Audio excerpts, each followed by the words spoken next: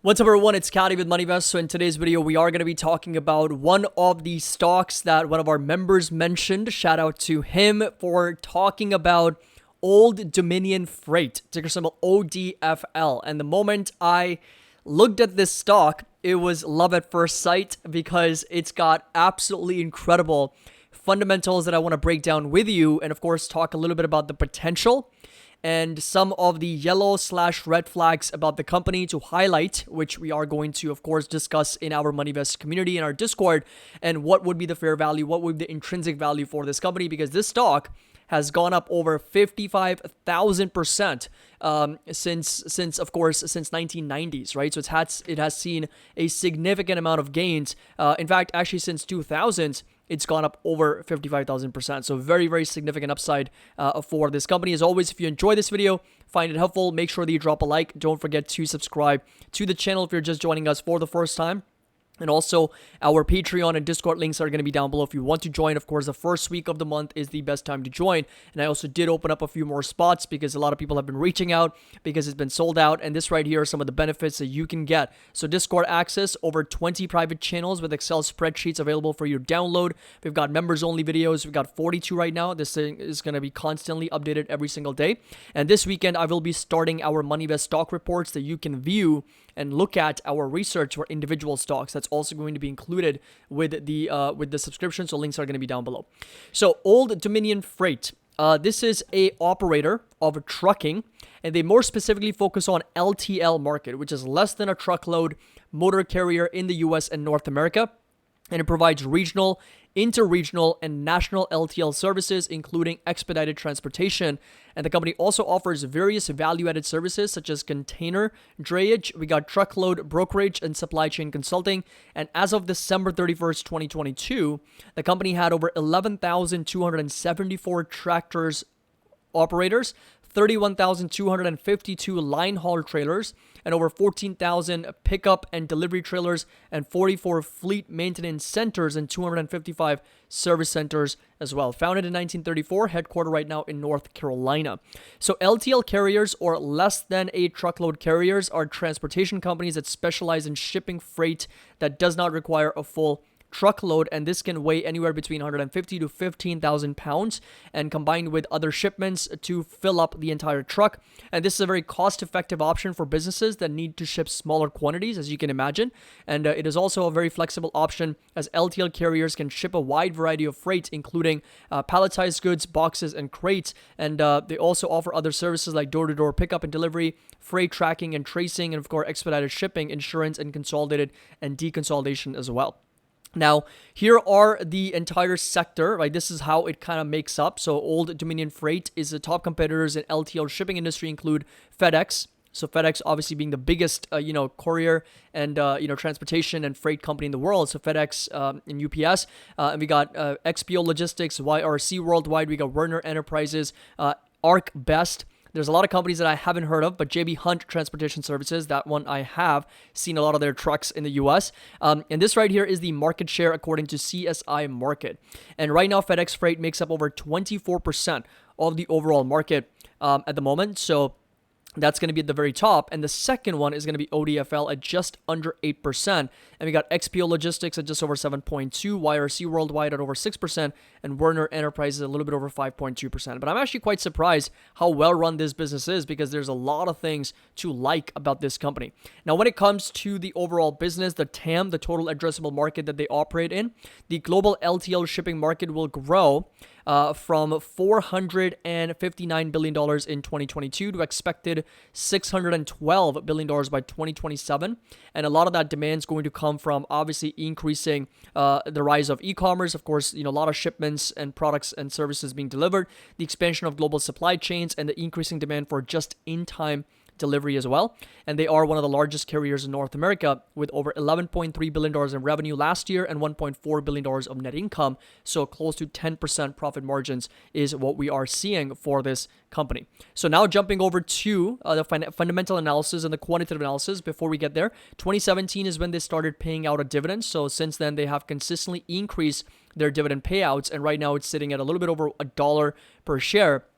And right now, it's also yielding about 0.4% right now. So not crazy, but that's exactly what you'd expect from a freight company. And every single year, they've been able to increase their dividends since 2017, right? So very, very nice growth in the dividend for the business as well. So now jumping over to the fundamentals. You better believe it. I mean, it's across the board. All statuses are good. We've got check marks across the board. Revenue has increased by a little bit over 11.5%. So that's, again, fantastic. We've got gross profit increasing by 16.3%. That means the company is becoming more efficient because revenue has grown at a slower rate than gross profit, right? So their cost of sales has been decreasing, not growing at the same rate. Margins have expanded by 12.4%. We've got operating income growing at almost 21%. Excuse me, that's a green flag. We've got operating margins expansion of 15% over the last 9 years. We got EBITDA growing at 18.4%. We got net income, 23.5% increase. So that really goes to show that efficiency is the name of the game here. And I'll go over that in the efficiency tab over here. You've got a lot of check marks, but they've been able to increase the margins and they've been able to increase the rate at which they're growing for the bottom line. Earnings are growing at a faster rate. So take a look at the earnings per share, up 25%, right? That's on the back of share buybacks. So shares outstanding are growing down by 1.6%. That's really good. And net income, earnings, everything's moving in the right direction. We got operating cash flows up 19% in the last 9 years here on a compounded annual basis. Margin expansion of 12.02%, and CapEx is really, really small. It's only 12% of the overall revenue, which again it's a capital intensive business. You'd expect it to be higher. It's not really. 12% is the only amount of money they're spending on capital expenditures, and free cash flow 56% increase, so very, very significant amount of increase in free cash flow, and 10.3% margin expansion for this business. So needless to say, it's across the board really, really good. Now, I'm actually surprised the balance sheet's also phenomenal with just a few pieces that I want to touch on. So current assets have grown by 12.14%, so check mark there. That's faster than the current liabilities. That's really good because current liabilities have grown at 9.5%. Cash and investments at 25.65%, so very nice growth there. Now, the company does have a positive net debt, which is not a big deal because the long-term debt has really not moved anywhere. I mean, it's been from 278 million to 264 million. If anything, it's actually gone down, so that's a good thing. But net debt is 29 million. That's improved for the company, right? So it's gone from 248 million down to $29 million in net debt, right? So they do still have a little bit more debt than cash. Not the end of the day, not the end of the world here, but something definitely to be aware of. Total assets have grown at a faster rate at 10.7% compared to total liabilities, which is up over 6%. So that is, again, very good. And we've got goodwill as a very, very small percentage, pretty much non-existent, right? There's no goodwill on the balance sheet as nothing that I could find. Current ratio 1.77, quick ratio is 1.77 as well because there's not a lot of inventory. And we got debt to free cash flow at under 3, which has come down from 23.4. So very strong number there. And we've got total assets over long-term debt, 18.29, so that's phenomenal. You got net debt to EBITDA pretty much very, very low at 0.01. Now, cash to debt obviously is a bit of a yellow flag because they've got more debt than cash on the balance sheet. That's probably the only thing that kind of is a bit of a yellow flag. And of course, we got total liabilities over total assets over total liabilities, very strong. And interest coverage ratio is pretty good at 6.05, and solvency ratio at over 200%. So across the board, very, very nice numbers over there for the company. Now, moving over to efficiency. As I mentioned before, the company is becoming more profitable and more efficient. And that you can see that from these right here. Let me zoom in a little bit. You can see that from these channel checks where it's pretty much gone from 10.6% in return on assets to 28%. Return on equity has gone from 16.7% to 37%, and return on invested capital has gone from 13.6% to over 35%. Not only that, they have hired a lot of employees. They've gone from 14,000 to 23,000 now, but revenue per employee and profit per employee has increased from 0.17 to 0.27 and 0.01 to 0.06. So all these numbers right here are phenomenal representation of how well the company has been able to grow their numbers and efficiency-wise. Now, valuation is a bit of a concern, and you knew that was going to be a concern because the company is sitting on pretty sizable valuations here, 32 times earnings, 7 times sales, enterprise value to EBITDA of just under 21, price to free cash flow of 65, and price to operating cash flow of 26.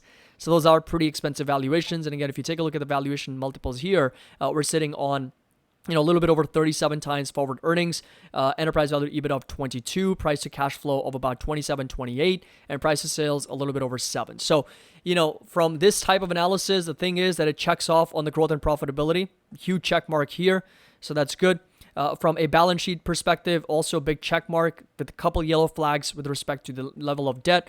This right here is efficiency and valuation. Efficiency checks off. Valuation does not, because it's a company that's phenomenal, trading at a very expensive price at the moment. And that's exactly what's being represented by the chart here. As you can see that it's rallied, from those levels, gone up over 60,000% from lows of 2000s, from when it was in the cents on the dollar, and it's now trading at over $400 per share. Very, very nice, consistent uptrend of higher highs and higher lows. So if we come back over to our intrinsic value calculation, the free cash flows have grown by 56%.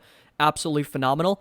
Shares outstanding have gone down by 1.6%, and EPS expectations are for 13.7% for the company over the next 4 years, right? So from 2023 to 2027, we're looking at 13.7%.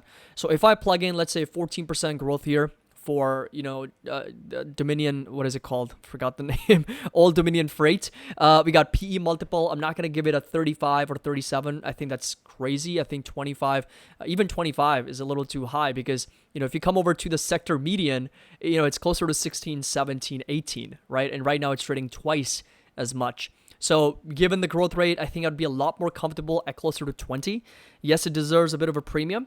Let me just quickly take a look at where FedEx is. So FedEx Corporation, of course, they've got, different business composition. It's not only freight, but if you take a look at the multiples here, it's 16, right? It's 15.8. It's a lot more reasonable than that of Old Dominion. So, I think 20, we can give it a little bit of a premium considering how well the growth has been for the company.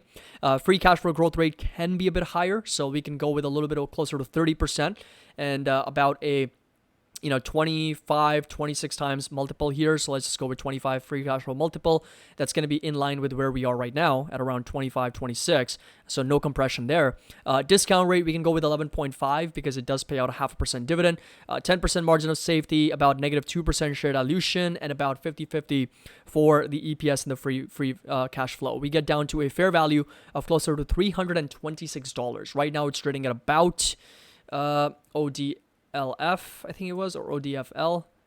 Yep. So it's trading at around $406, right? So 406, that would represent about a 19.6% potential downside needed in order for this stock to be trading close to our intrinsic value at the moment. Of course, right now it is not.